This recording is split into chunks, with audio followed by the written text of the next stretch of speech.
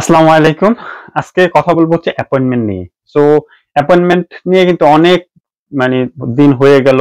মানে নতুন ভাবে ফ্লু সি রিলেটেড কোনো অ্যাপয়েন্টমেন্ট এখনো আসে নাই। সবাই খুব চিন্তিত। অনেকে নুরাস্তা হাতে নিয়েও কিন্তু অ্যাপয়েন্টমেন্টের জন্য আপনারা ভিসার জন্য দাঁড়াতে পারতেছেন না।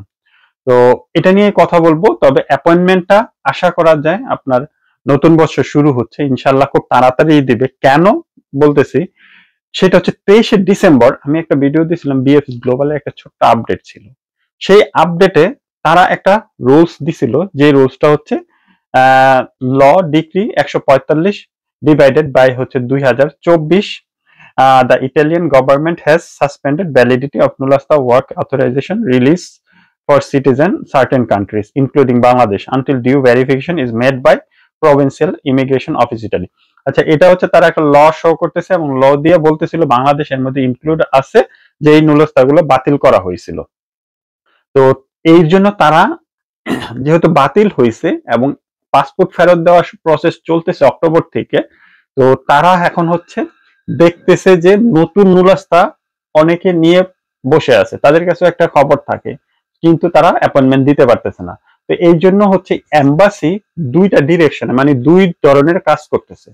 প্রথম কাজটা হচ্ছে তারা কি করতেছে, ইটালিতে আপনার যে প্রভিন্স গুলো আছে, যেই শহরগুলো থেকে নুলাস্তা গুলা উঠছে আপনাদের, তাদেরকে ইনফর্ম করতেছে যে তাদের সাথে একটা ভেরিফিকেশন হচ্ছে এম্বাসি, যে তোমাদের কাজগুলা ফাস্ট করো, তোমাদের কাজগুলা স্পিড বাড়াও, কারণ তোমরা যদি ভেরিফিকেশন না শেষ করো আমরা ফার্দার ভিসা দিতে পারতেছি না।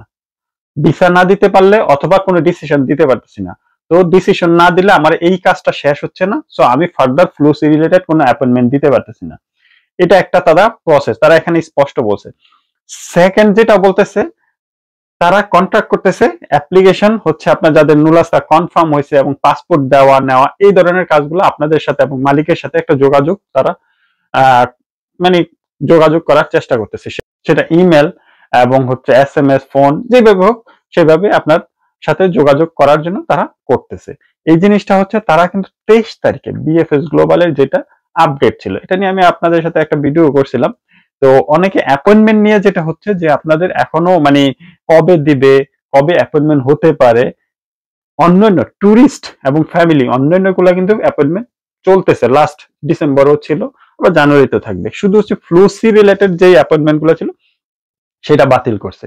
তো এই কাজগুলা, এই দুইটা কাজ যখন তাদের কমপ্লিট হবে, যেই 20,000 পাসপোর্ট দেওয়ার ঘোষণা ছিল সেই 20,000 পাসপোর্টের যদি কমপ্লিট হয় এই কাজগুলোর মাধ্যমে, কারণ হচ্ছে প্রভিন্সিয়াল যে কাজগুলো আছে তারা যদি খুব ফাস্টার কাজ করে তাহলে ভেরিফিকেশন শেষ, তারা ভেরিফিকেশন পাইলে তারা একটা ডিসিশন পাবে, ডিসিশন পাইলে একটা পাসপোর্টের যে নুলাস্তা মানে ভিসার জন্য যারা দাঁড়াইছে তাদের আসলে ভিসা দেওয়ার হলে দিয়ে দিবে, না হলে রিজেক্ট করবে, তাহলে তাদের একটা ফাইল ক্লোজ হয়ে যাবে।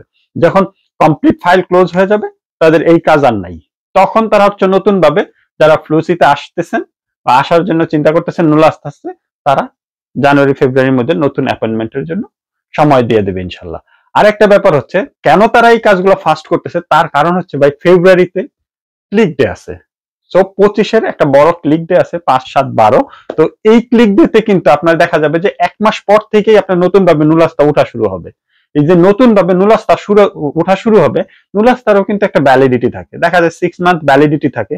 তারা যদি একটা কোনো মানে নোটিশ না দেয় যে নুলাস্তা 6 মাসের পরও ভ্যালিড থাকবে, সেই ক্ষেত্রে কিন্তু আপনার নুরাস্তাটা 6 মাস পরে অটোমেটিক্যালি বাতিল হয়ে যাবে। তো তাদের কিন্তু এই টার্গেটটাও আছে, কারণ যেহেতু ডিক্রি তো ফ্লুসি তারা দিয়ে রাখছে এবং প্রি ফাইলিং কমপ্লিট হয়ে গেছে, ফেব্রুয়ারিতে আছে, তো তাদের কাজগুলো করতে হবে। তো এই জন্য তারা চাচ্ছে যত তাড়াতাড়ি সম্ভব এই যে 20,000 যে পাসপোর্টের যে কাজ এগুলো কমপ্লিট হলে তারা যেন ফার্দার সেকেন্ড যে কাজগুলো আপনাদের বর্তমান যে কাজগুলো এটা করতে পারে, তার জন্য এই নোটিশটা দিছে।